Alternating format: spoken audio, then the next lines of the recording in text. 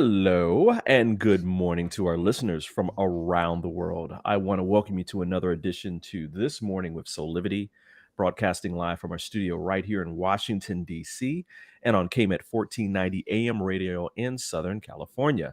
My name is Brian Westley Johnson, and I'm glad you're here because we have another great show, some real conversations that empower.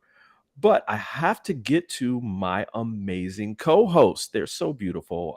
Sheila Applegate and Candice Harper. Good morning to both of you. Good Good morning. morning. Oh, I love that choral. Good morning. Always makes me smile. Um, I hope that your guys' week has been starting out great. The weather here in DC has been like phenomenal. What about Yeah. you guys? Candy, what about you?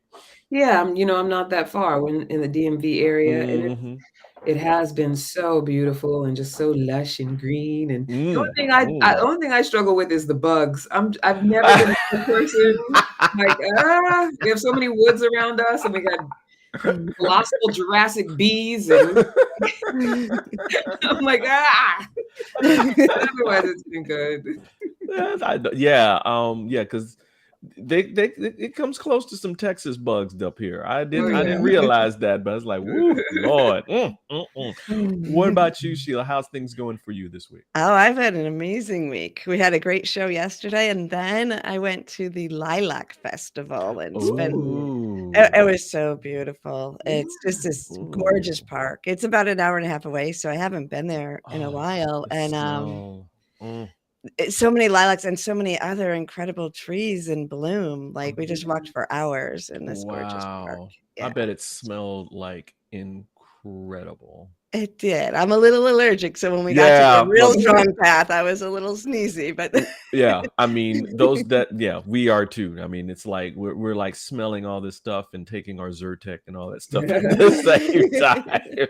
Right. I came home with a lilac tree, so that's exciting. I'm gonna Oh, plant it. nice. Yeah, Yeah. yeah. I mean, Candy, you now that you've been here, I mean, you're now adjusting to the green film that comes on all our cars in all Oh our yeah. houses because of Oh yeah. because of all the Definitely. beautiful floral. But I've always had allergies, but urban allergies, like all those years in New York compared to suburban allergies, very different. Whole new animal. Oh man. Listen, like I said, we have a great show today. Great topic today. I think this is something that all three of us not only are excited about in our own lives, but that we're living it, right? We're all living it in some shape or form. And that's our passion, right? Mhm. Want to remind everybody that this is a interactive conversation. We want your questions, your comments, your thoughts. Just post them to our live feeds on Facebook and YouTube, and we'll get to including you in the convo. Um, I guess I wanted to kind of start today's show out with this clip, this fabulous clip that I found from one of my now virtual mentors. She is a fabulous filmmaker, Oscar award winning filmmaker, I believe. I think that I think Selma won, right? Selma won some awards. I think it did. I Yeah. can't remember. Yeah. But let's listen to this one clip on passion from filmmaker Ava DuVernay. Till I was 33 years old. I was a publicist at first, and I was on a lot of sets. I observed the directors, and I was like, if that guy can do it, I can do it. He's not that much smarter than me. I wanted to be a lawyer when I was a little girl, and I wanted to be a lawyer because of the injustices that I felt were in the world, injustices as it relates to Black and brown people, which is who I grew up with, and feeling that it was wrong. And so I remember in the 8th grade getting a briefcase for my 8th grade graduation, and I thought, it's all happening. I got the briefcase. A few steps and then I'll be in the courtroom. I mean, really, I was just, that's what I really wanted to do. And then I wanted to be a journalist. And then I fell into film and I've been here ever since. Don't be results driven, be passion driven. There's no strategy to life, no strategy to career, although many people say that there is. I think the best strategy is to be strategyless and to focus on following our passion, and that becomes its own strategy, if you will. I feel pressure only that I put on myself to try to be the best that I can be so that I can be an example for those that need one. I don't think about it a whole lot. I just try to put my best foot forward every hour of every day and move forward in life with gusto and moxie and try to be as fearless as I can, even when I'm going into dark places. Sometimes overwhelmed that people take to the things that I make in the way that they do. I don't take it for granted.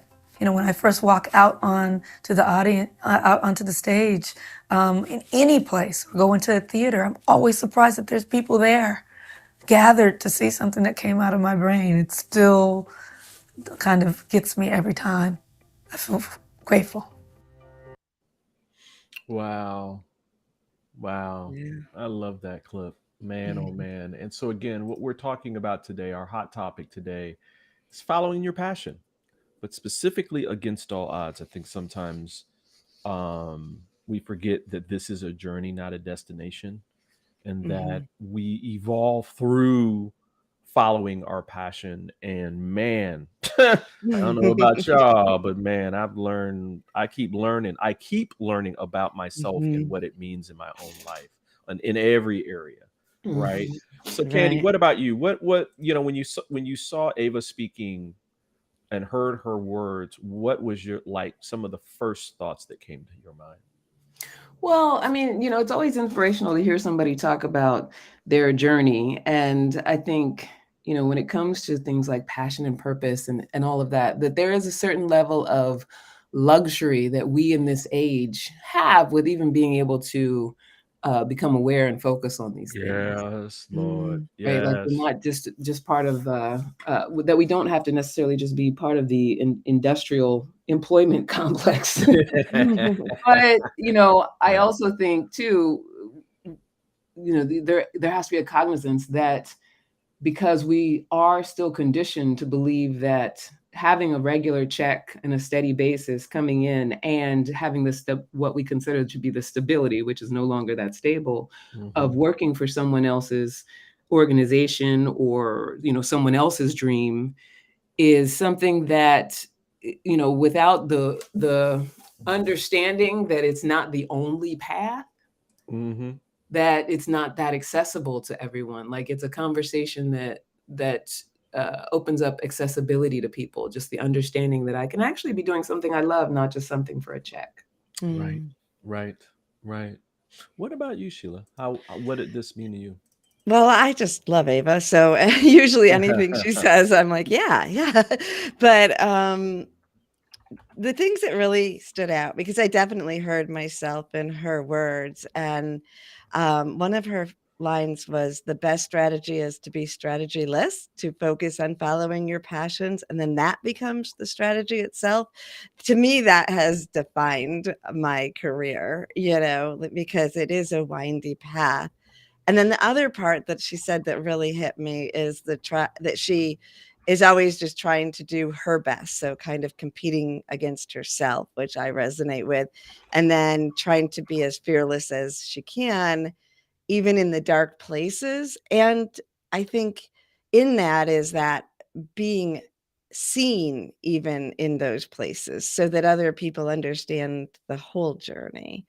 So even though, obviously we have different careers, and yet underneath it, I think when you're following your passion, if you look beneath what the product is, it's really a similar path and journey for a lot of people. Mhm. Mhm. Mhm. Yeah, I find that um um sometimes it has nothing to do with uh people having one job Mhm. and then discovering, oh well, I hate this job, and then they go into something else. Like, I have a lot of friends in the creative arts that they knew from birth that this is what they wanted to do, and they just followed it. Right.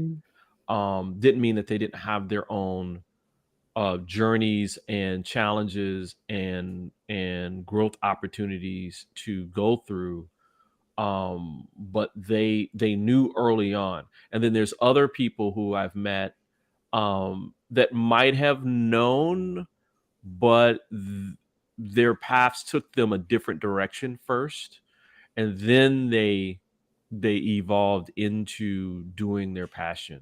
Um, I'm trying to think of, well, J.K. Rowling is one that comes to mind, Mhm. where she didn't even start writing the Harry Potter series or the first book until she was 40, 45, something like that, and then she submitted it to 12 major publishers, and they all said no.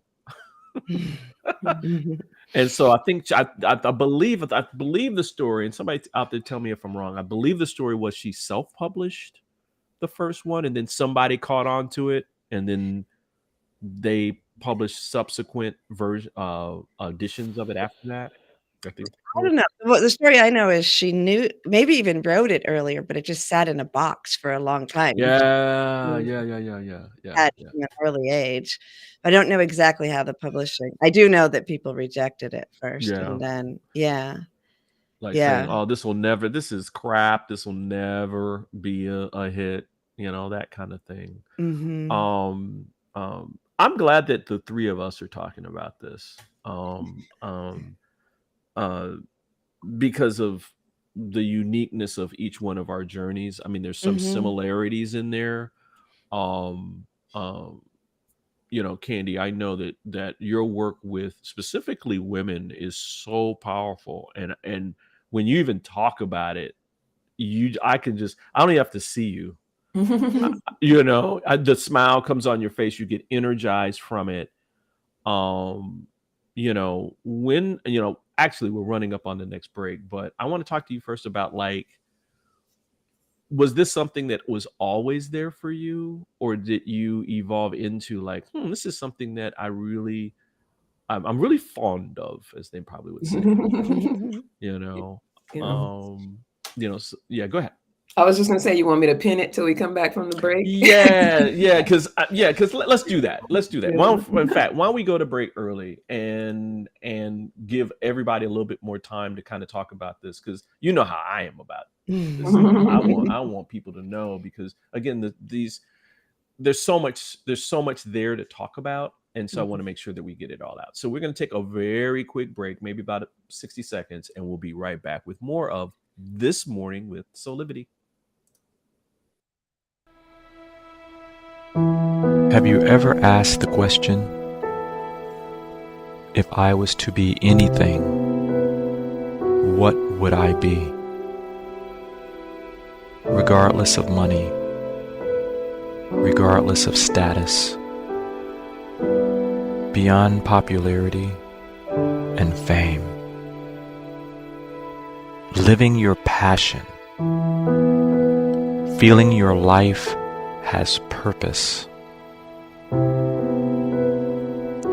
Soulivity is a space to nurture that which lives in all of us. A place where work can become play, and doing what we love creates the dreams of a lifetime.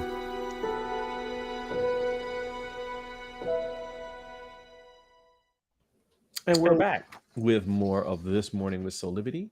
We are talking today about following your passion, specifically against all odds. And so, Candy, I want to go to you about, how did your passion evolve? How did this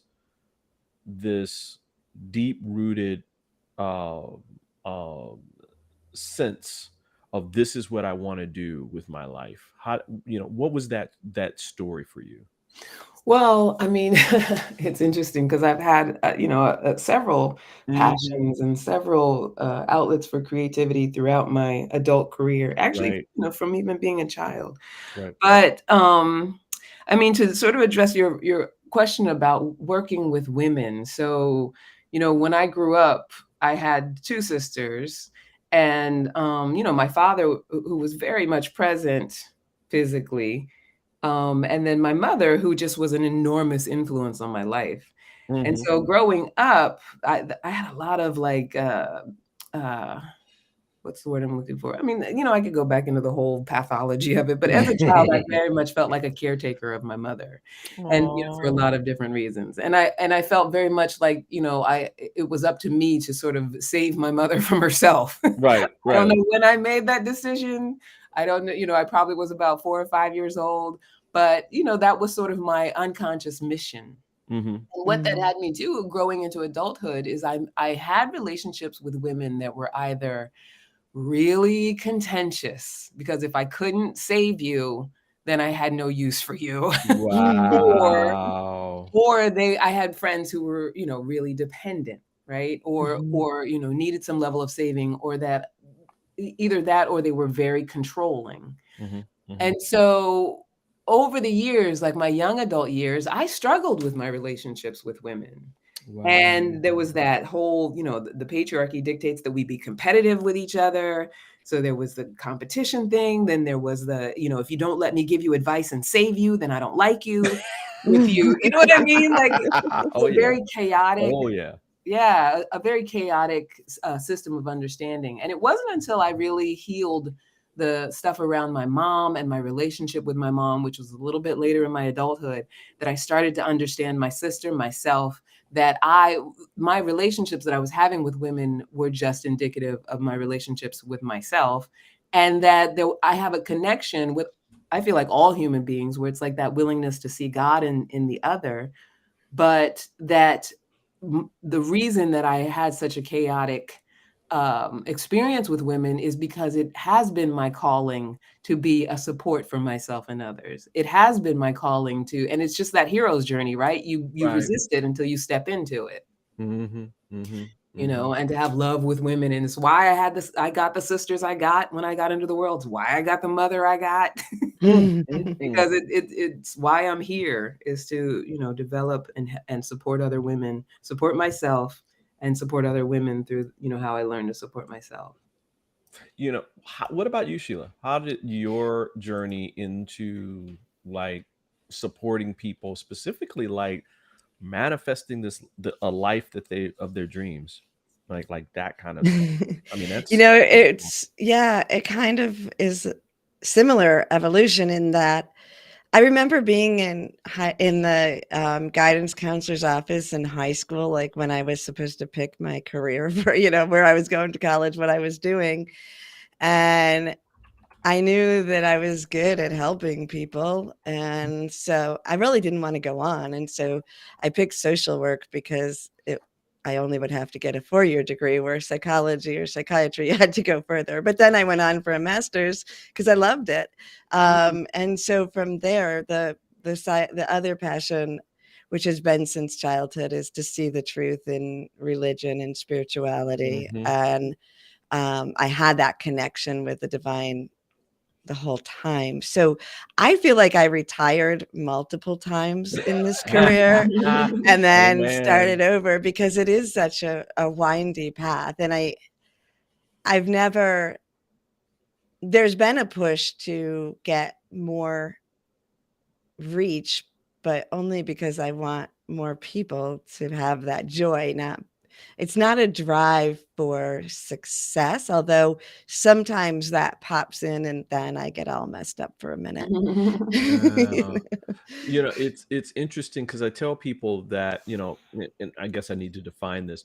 When we talk about like your passion, just with like the two of you and including myself with even this platform, it is not singular, right? Right. The evolution of it is not singular. It is multidimensional.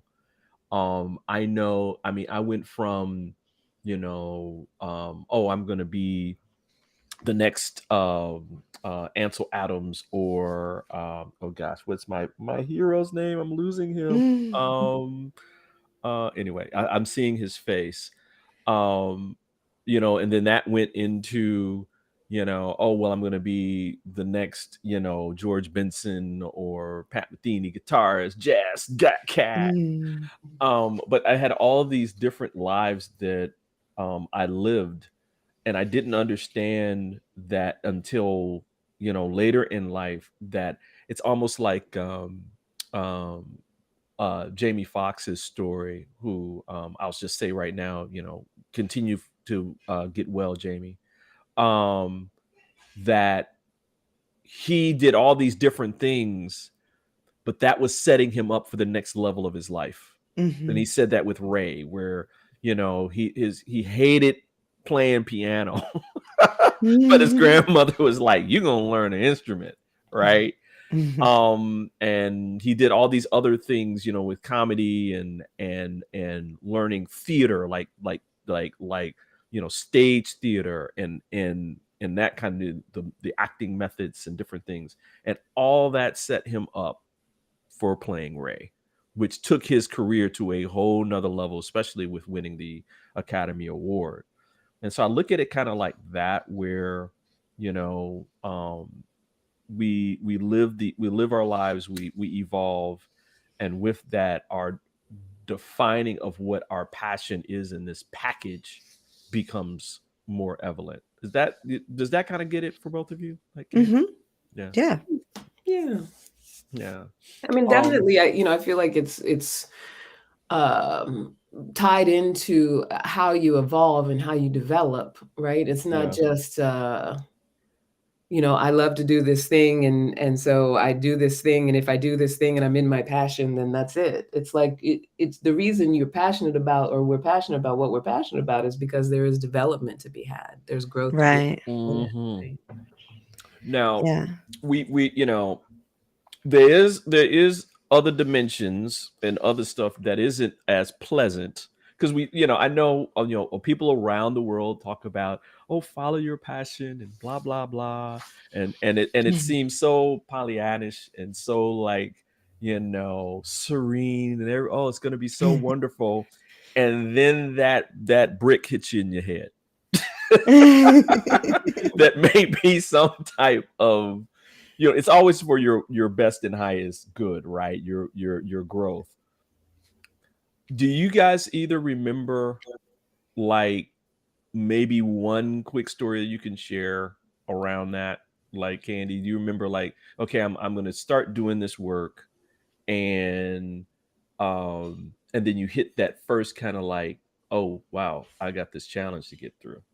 I thought that, Yeah, I mean, I feel like there's always a new challenge, so that's ongoing. But I would say the first sort of, because I left a highly functioning career in 2012, which was in art direction. So I probably, and I was what they call, they released my contract. That's what they call it in TV when they fire you.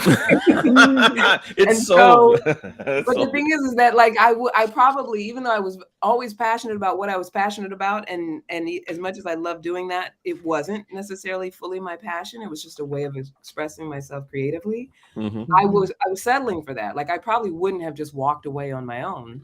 Because what I was doing had a lot of prestige around it and cachet, and people were always impressed and all of that stuff. But I would say that when I left that and evolved into the decision to really pursue my passion and really dive into it, and not only just do that but to monetize it, like what hit me was that the challenge of doing what you love and actually being able to feed yourself is a very delicate dance. And if I didn't love what I do, there's many times where I would have just said, forget this. I got to go back to, what I'm expertise at with other things, or, what is in my zone of capability, what is in my zone of adequateness. You know what I mean? So that brick of, okay, you love it, you're helping people. And I was very, very much engaged in it right off the bat, like volunteering, working with young women, working with young people in general. It was like, okay, now you got to pay rent. So how you make this, your full-time thing and pay for what you need to pay for. Yeah. There's that real practical part of it that I think that people don't really think about as well. Right. Sheila, what about you? What's a story you can share? I'm like, a story? I don't know. I know, right? Right. Right. That's hard, right? Right. I mean, but going back, I mean, obviously finances are always they're there because you're not having that same illusion of safety that comes from having a paid job or a salary. But one early on thing was I remember a time I was a few years into doing this as a living, and I was burnt out. I was so tired. And people think that what you get paid for a client is like, if that's big money, right? Because then they calculate it to that's how much you get an hour. But that's not true, because most of No. your work is behind that on when you're not getting paid, or at least a huge portion of it. So there was one point where I was ready to quit. I would say it was probably like 5 to 7 years in. And I was so tired, and I just didn't want to do it anymore. And there's been a few of those times. Right. And at that point, someone said, double your prices. And I was like, and she's like, well, what's going to happen? You're going to lose people, but you'll be doing half as much and you won't be tired and as tired. And so that was one of the first obstacles. So I doubled my prices, because it was either that or quit at that moment. And the further you go into the path, the farther away. I feel like I've been on an ocean, and I'm so far away from the shoreline now. I don't have any other choices. So I have to keep going even during those hard times. But, the hard times get less and the joy gets more, and, it all grows as you go. And yeah. I one of mine, I think, and I still think about this even today, even though I'm doing different. I'm allowing my passion to unfold in a different way today than I did before. This was years and years and years ago, when I was still a practicing musician, and it just got to the point at which I was just going to stop playing.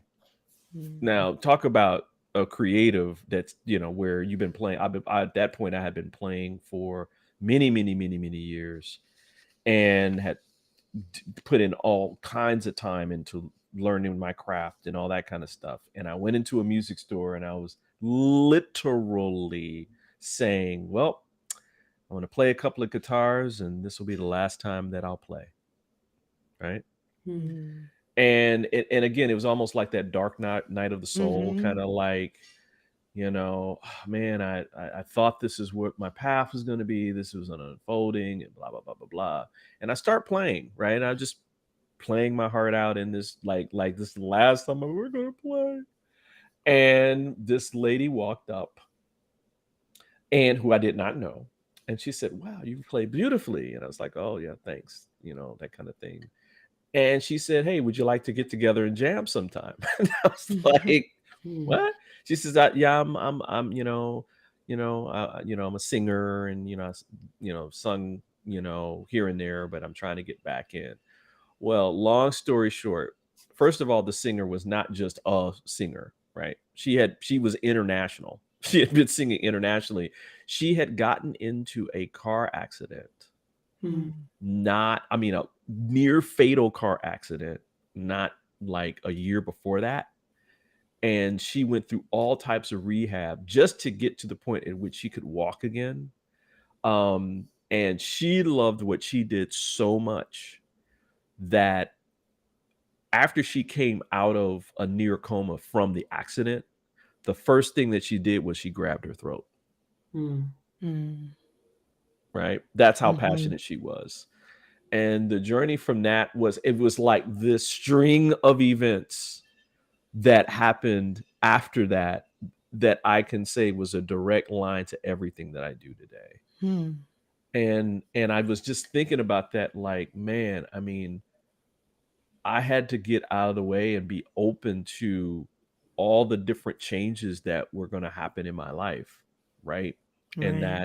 And that people were going to come in that were going to be supportive. I look at Shahira, thank you so much, Miss Nurla, that came in and kind of guided me through. And there's a part of me that was not going to call her. That wasn't going to say, whatever, this is over. And she provided that baseline of saying like, listen, this is an ever evolving thing. And we did some really cool stuff together. I mean, it was really cool, but I just think about that, that the challenge in getting out of your own way sometimes, and embracing angels and people on this side and the other side of the veil that come into your life that give you guidance and information and all that kind of stuff. You get to discern how you want to take it, but I learned to not discount anybody and what anybody's saying. And so thank you, Shahira. She's just a wonderful, you guys would, she's a hoot. She is a hoot, boy. Can sing. Anyway, listen, why don't we take another quick break? And when we come back, we can talk more about our passion. Maybe there's something specific that the two of you guys are thinking of around, like, what are some of what would be like if a person came up to you and said, what's up with this passion thing? I think I want to do it, but what would you tell me? That kind of thing. What would your answer be? So let's take a quick break and we'll be back with more of This Morning with Soulivity, talking about how to follow your passion against all odds. 6 years ago, when I started Soulivity, my vision was to support everyone in improving their life through the discovery of their passion and purpose, so they could become the best version of themselves, to battle fear and ignorance, and create a better world today. Get inspired to live your passion and purpose. Visit Soulivity.com now. Told you that's going to be a quick break. So we can get back into this. Again, we are very passionate about following your passion. Candy, I'm sure you've come across people like I have that, following your passion. Okay, yeah, it sounds great, but what, I don't know if I want to do that, or what does that really mean? Right. Yeah. For me, like, what, how do I start doing that? What can I expect? What would be like your answer to that kind of question? I know it's broad, but Yeah. I get it all the time. Yeah, no, and people can be very skeptical around the idea of it, or they feel like it's airy-fairy or whatever.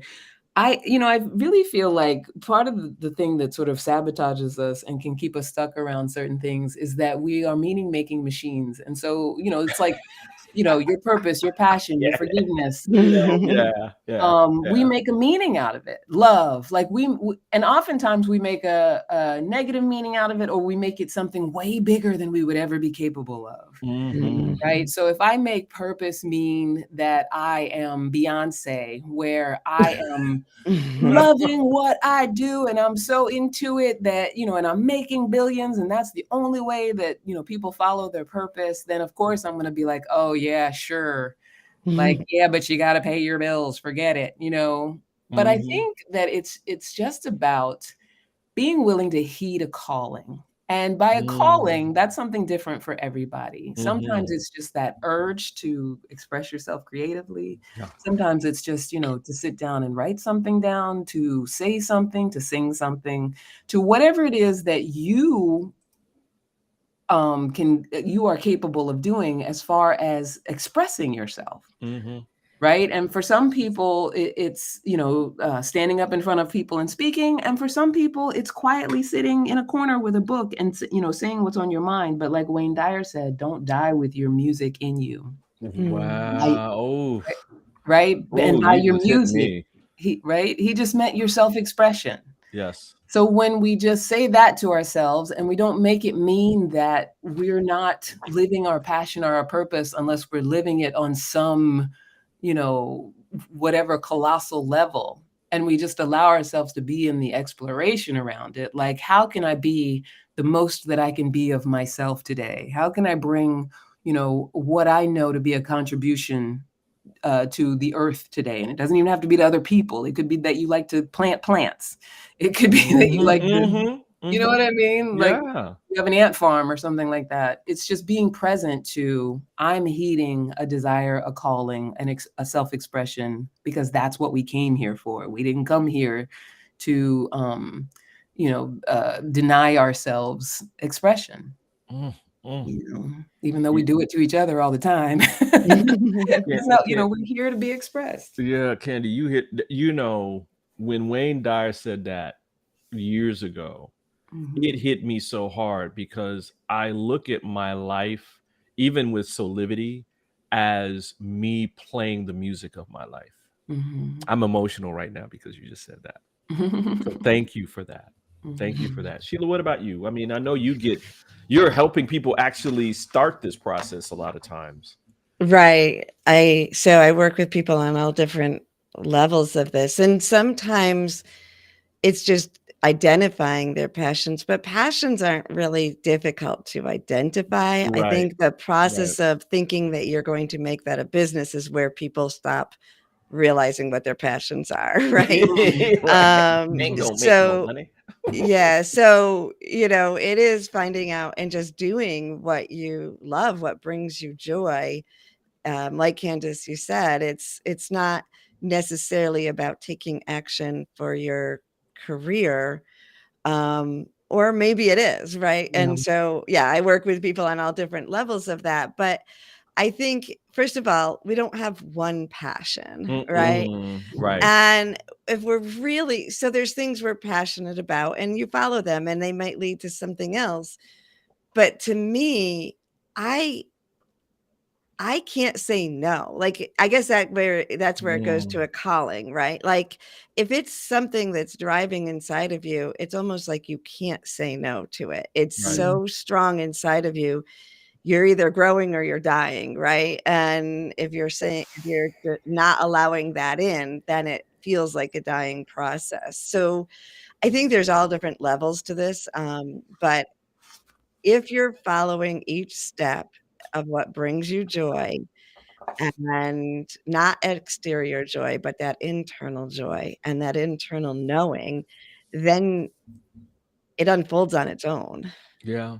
You don't have to know where you're going. And that's been one of my downfalls with it as a career, because I keep trying, even in this, 30 years into owning my own business, I'm still trying to get it into old paradigms and models because I think I should. Every once in a while, I'm not doing it as often as I used to, but and so you can, if it is talking about a career, you can leave the mainstream and bring it with you. So you have to watch that too. This idea that when you're following, again, this is the against all odds part, right? Where we're talking about when you're led to do something that, again, we're going to use Wayne Dyer's language here, that your ego, right, your earth guide only, the five senses is saying, what the hell are you thinking?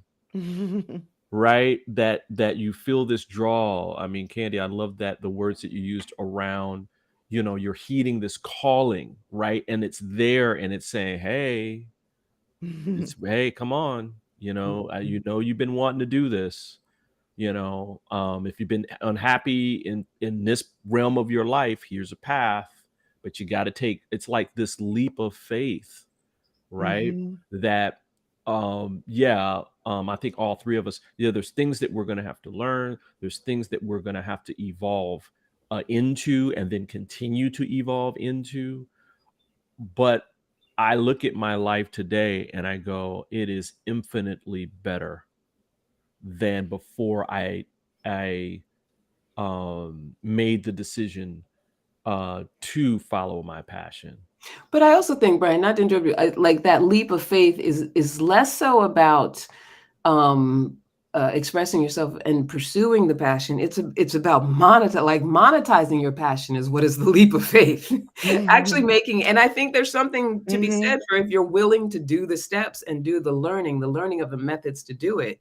Right? Because there are methods for monetizing almost any passion. It's possible. True. If you know that it's something from your heart that you want to be something that sustains you. Like, I think that's something we have more autonomy over than we Right. often pay attention to when we're in this conversation of passion and purpose, which is another reason why people can be skeptical about it. It's just that it takes something, right? If I say I'm Right. going to monetize my passion, it takes something. It takes really being committed to it, because monetizing something is, it can be a challenge, and you got to Right. learn a whole lot of stuff to do it. Right. And that part isn't necnecessarily your passion, right? So Exactly. yeah, Right. That's not the it part we does. got It to. is still work either way. Yeah. Yeah. Right. Again, because It, that's go ahead, Sheila. Go ahead. well, it also, to me, I think of it another struggle. If I were talking to someone in this, decision time or whatever it is, it's selfish. Like, it is selfish to follow your passion in a lot of ways. And I'm not saying that as a negative, because Yeah, like selfish. when we're being selfish, when we're following our highest good, we're automatically creating the highest good for everyone around us and everyone we love. But that's not how our brain always works. So that's one Right. of the things that I've struggled with, because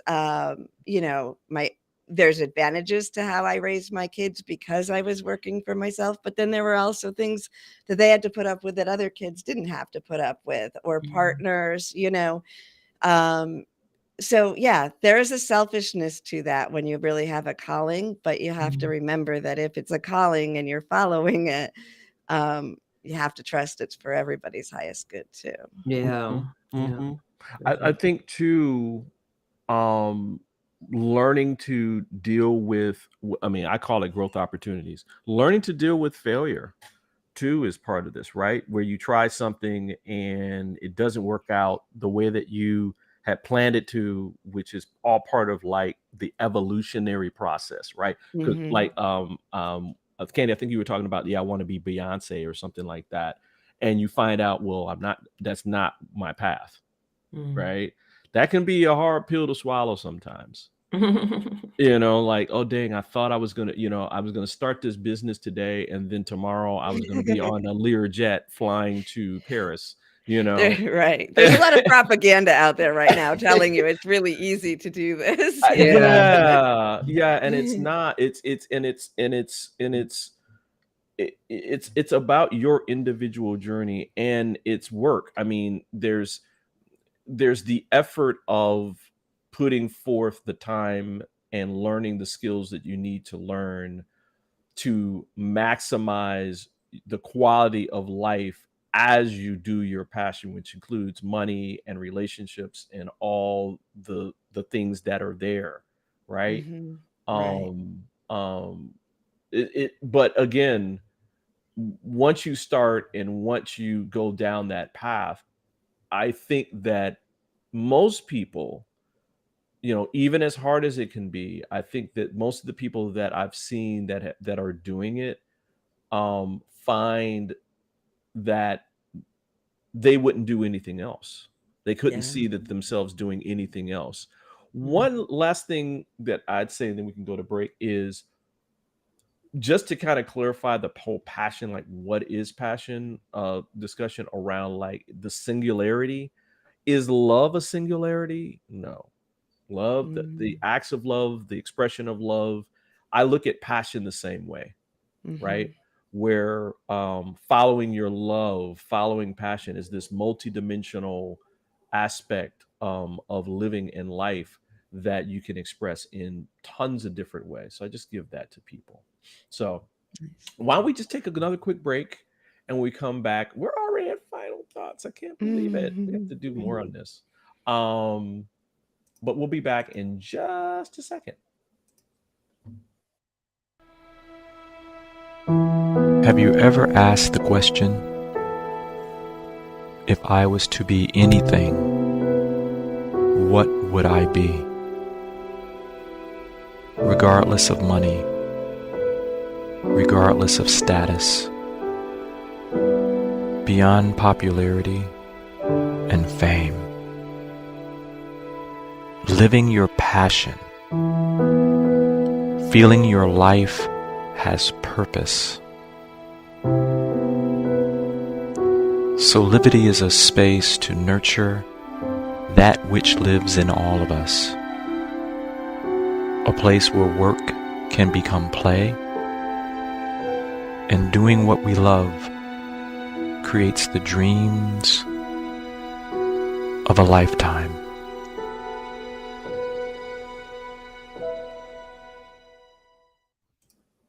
And we'll go to final thoughts. Candy. So one of the things I used to always say is that fallbacks and safety nets damage your wings. Ooh. Right. But, I want to amend it a little bit because I feel like a lot of times we think that if we do have to fall back or have a safety net, oftentimes it can keep us from actually being self-expressed and going out and pursuing the things that we really do care about, the things that we really do love. But you mentioned something about failure. And I think a true sign that you are passionate about something is that you not only allow yourself to fail, but that you're willing to work through the failures. Right. So if I fail at something as I'm trying to create and be expressed and do that thing that I think is going to be the most fulfilling for myself, if I'm willing to say, you know what, if I got to fall back a little bit and then come back to it, that's okay. It's the commitment to knowing that I'm going to just keep being passionate about what I'm passionate about, that I don't have to deny myself, whatever that means for anyone out there. Like, it doesn't have to be denied because it didn't work out here. And it doesn't have to be denied because I had to take a pause and, get a bridge job. It doesn't have to be denied because I took advantage of the safety net. It's just that willingness to say, you know what, I'm just going to try every possible avenue for being as expressed as I want to be. And I love what Sheila said when she mentioned the word selfish, because I think that word has such a negative connotation, but it's actually very important that we be selfish. Yes. If someone in your life is telling you that you're selfish, that means they want you to do something that they want you to do. So who's the selfish one? Right. So it's very important to just have that understanding that I'm going to have ups and downs and it's going to go in all different directions. But what's going to be a true indicator that I'm passionate about what I'm doing is that I'm going to just keep finding ways to do it.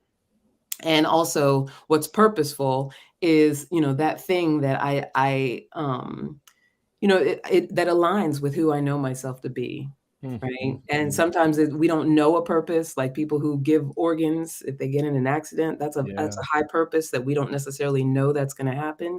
But then there's that purpose that we choose. And so that's what I feel like we need to focus on. It's like that purpose that we choose. What did I come here for? Ooh, ooh. Thank you, Candy. I'm waving a white handkerchief on that. Sheila. Well, that's beautiful, Candy. I'm thinking similar in the lines.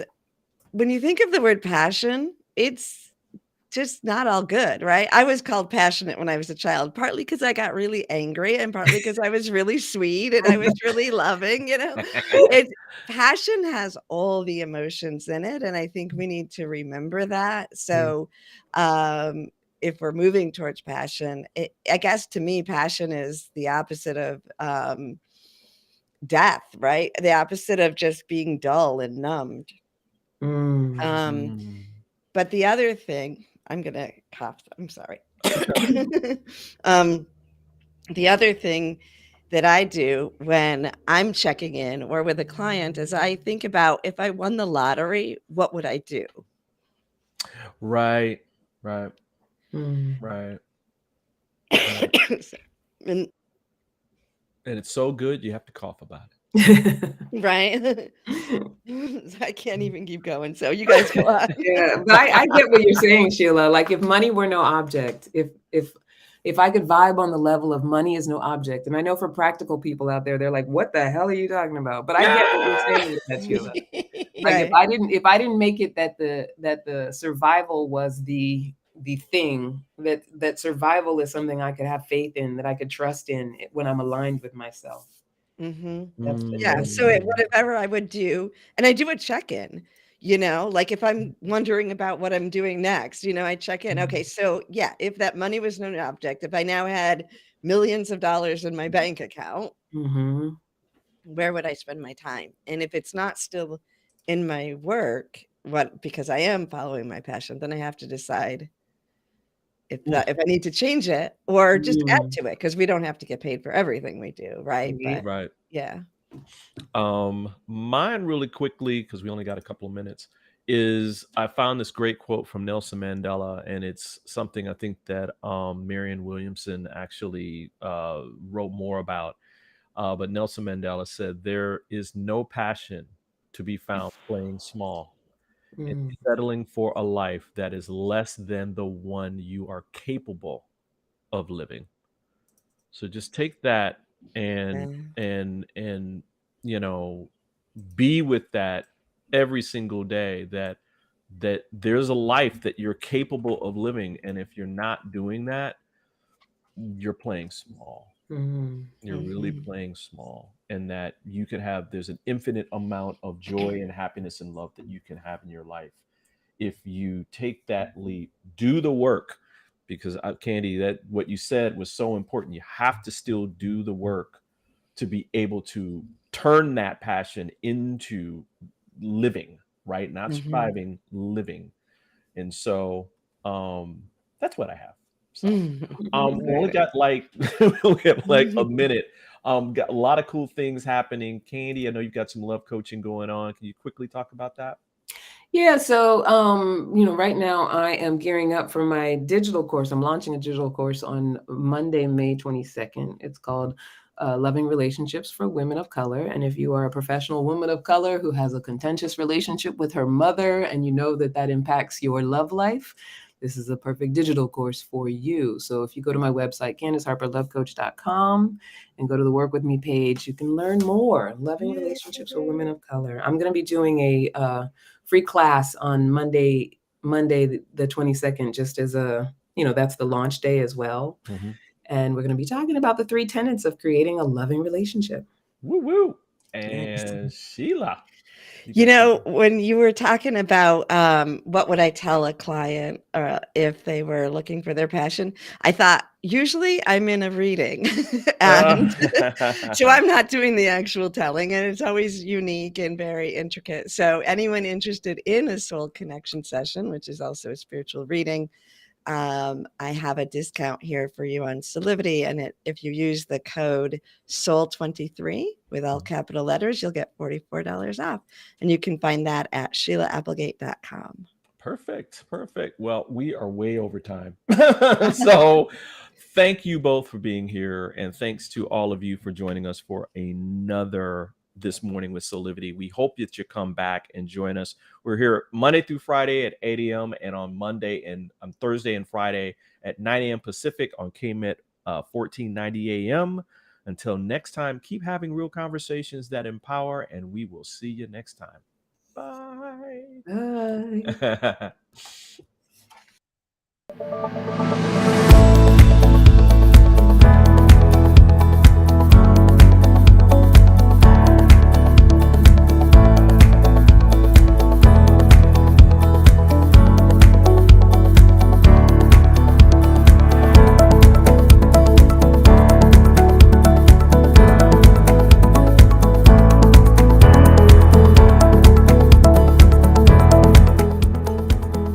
This work is subject to copyright owned by Affinity Global LLC. Any reproduction or republication of all or part of this is expressly prohibited unless Affinity Global LLC has explicitly granted its prior written consent. All other rights reserved.